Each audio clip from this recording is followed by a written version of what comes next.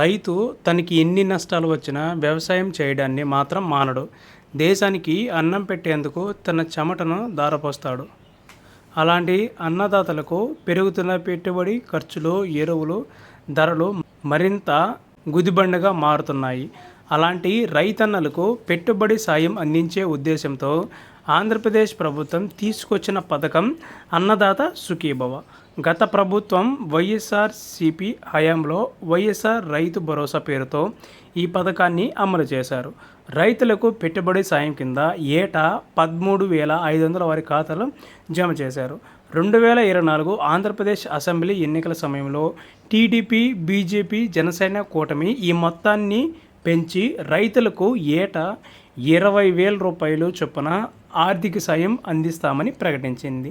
అనంతరం నారా చంద్రబాబు నాయుడు నేతృత్వంలో అధికారంలోకి వచ్చిన కూటమి ప్రభుత్వం అన్నదాత సుఖీభవ పేరుతో ఈ పథకాన్ని అమలు చేస్తుంది.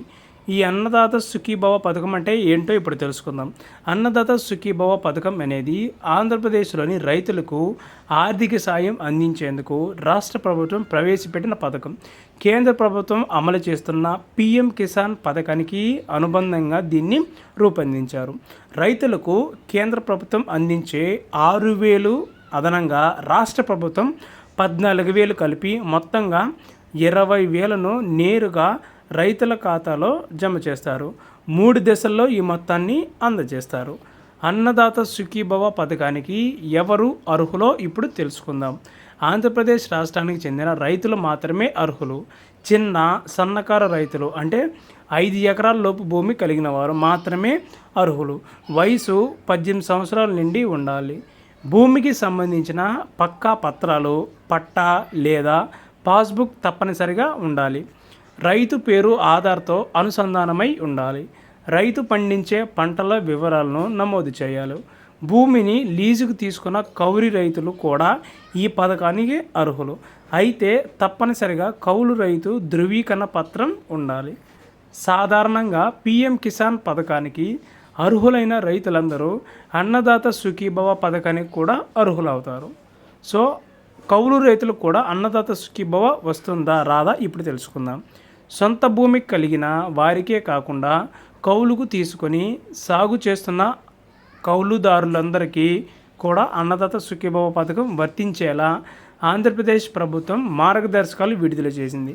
అయితే కౌలు రైతులు ధృవీకరణ పత్రం కలిగి ఉండాలని వ్యవసాయ శాఖ అధికారులు చెప్తున్నారు. అన్నదాత సుఖీభవ పథకం ఎవరికి వర్తించదో ఇప్పుడు తెలుసుకుందాం. ఆదాయ పన్ను అంటే ఇన్కమ్ ట్యాక్స్ చెల్లించే వారికి అన్నదాత సుఖీభవ పథకం వర్తించదు. కేంద్ర, రాష్ట్ర ప్రభుత్వ ఉద్యోగులు, విశ్రాంత ఉద్యోగులు ఈ పథకానికి అనర్హులు. ప్రజాప్రతినిధులు కూడా ఈ పథకం వర్తించదు. 10,000 అంతకంటే ఎక్కువ పింఛను పొందేవారికి అన్నదాత సుఖీభవ పథకం వర్తించదు.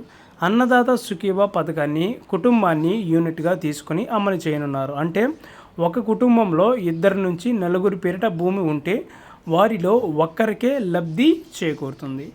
సో అన్నదాత సుఖీభవ పథకానికి ఎలాంటి పత్రాలు కావాలో ఇప్పుడు తెలుసుకుందాం. ఆధార్ కార్డు కలిగి ఉండాలి. భూమి పత్రాలు అంటే పట్టా, పాస్బుక్, ఆర్ఓఆర్ ఇలాంటివి డాక్యుమెంట్స్ కలిగి ఉండాలి. అలాగే బ్యాంక్ పాస్బుక్, అలాగే మొబైల్ నెంబర్, అలాగే భూమి వివరాలు, రైతు passport size photo, Aadhaar card number, bank ఖాతాకు అనుసంధానం ఖచ్చితంగా అయి ఉండాలి. అయి ఉంటేనే మనకైతే అర్హతగా ఉంటుంది. సో అన్నదాత సుఖీభవ పథకానికి ఎలా దరఖాస్తు చేసుకోవాలో ఇప్పుడు తెలుసుకుందాం. అర్హులైన రైతులు తమ ఆధార్ కార్డ్, భూమి పాస్బుక్, బ్యాంక్ పాస్బుక్ తదితర పత్రాలతో రైతు సేవా కేంద్రంలో అధికారులను సంప్రదించాలి. అక్కడి సిబ్బందికి వివరాలను అందించాలి. అధికారులు రైతు సమర్పించిన పత్రాలను పరిశీలించి వివరాలను ధృవీకరించుకొని సదరు రైతు పేరును లబ్ధిదారుల జాబితాలో చేర్చుకునేందుకు సిఫారసు చేస్తారు. రైతు సేవా కేంద్రాల వారీగా నమోదైన వెబ్ ల్యాండ్ డేటాను ఉన్నతాధికారులు పరిశీలించి అర్హులైన వారిని అన్నదాత సుఖీభవ లబ్ధిదారులు జాబితాలో చేరుస్తారు. ఈ పథకం కింద పెట్టుబడి సాయంగా ఇచ్చే నిధులు డైరెక్ట్ బెనిఫిట్ ట్రాన్స్ఫర్ విధానంలో 3 విడతలుగా రైతుల ఖాతాలో జమ అవుతాయి. అన్నదాత సుఖీభవ స్టేటస్ని ఎలా చెక్ చేసుకోవాలో ఇప్పుడు తెలుసుకుందాం.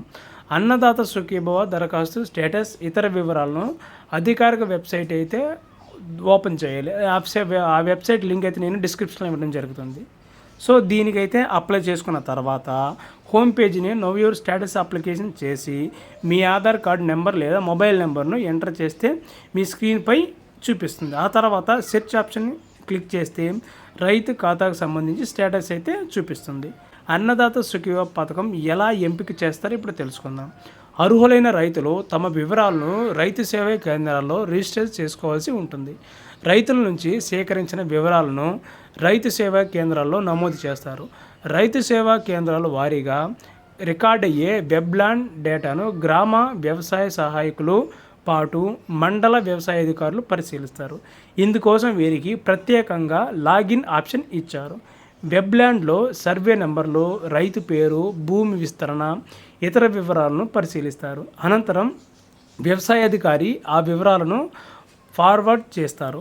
ఆ తర్వాత ఆ వివరాలు జిల్లా వ్యవసాయ అధికారి పరిశీలనకు వెళ్తాయి. వివరాలన్నీ సరిగ్గా ఉంటే అన్నదాత సుఖీభవ లబ్ధిదారుల జాబితాలో ఆ రైతు పేరును చేరుస్తారు. వెబ్లాండ్లో ఏమైనా తప్పులుంటే వాటిని సరిచేస్తారు. క్షేత్రస్థాయిలో అనర్హులు గుర్తించి జాబితా నుంచి తొలగిస్తారు. సో అన్నదాత సుఖీభవ 2020 సంబంధించి చూసుకున్నట్లయితే ఆంధ్రప్రదేశ్ ప్రభుత్వం ప్రకటించిన అన్నదాత సుఖీభవ పథకం కోసం అర్హులైన రైతులకు 2025 మే 20 లోపు దరఖాస్తు అయితే చేసుకోవాలి. గ్రామాల్లోని రైతు సేవా కేంద్రాన్ని సమర్పించి రైతులు తమ వివరాలను రిజిస్టర్ అయితే చేసుకోవాల్సి అయితే ఉంటుంది. సో ఈ అన్నదాత సుఖీభవ పథకం డబ్బులు ఎప్పుడు అకౌంట్లో పడతాయి ఇప్పుడు తెలుసుకుందాం. రాష్ట్ర వ్యాప్తంగా రైతులందరికీ అన్నదాత సుఖీభవ పథకానికి సంబంధించి ఆంధ్రప్రదేశ్ ప్రభుత్వం ఒక డేట్ని అయితే రిలీజ్ చేయడం జరిగింది. సో ఆ డేట్ ఇప్పుడు చూసుకున్నట్లయితే జూన్ 12వ తేదీన అన్నదాత సుఖీభవ పథకాలు ప్రభుత్వం అయితే 20,000 రూపాయలని అకౌంట్లో జమ చేయబోతుంది. సో ఈ అన్నిటినీ జాగ్రత్తగా గుర్తుపెట్టుకోండి. ఎవరు అర్హులో ఎవరు అనర్హులో ఈ వీడియోలో అయితే మనం డిస్కస్ చేసుకున్నాం.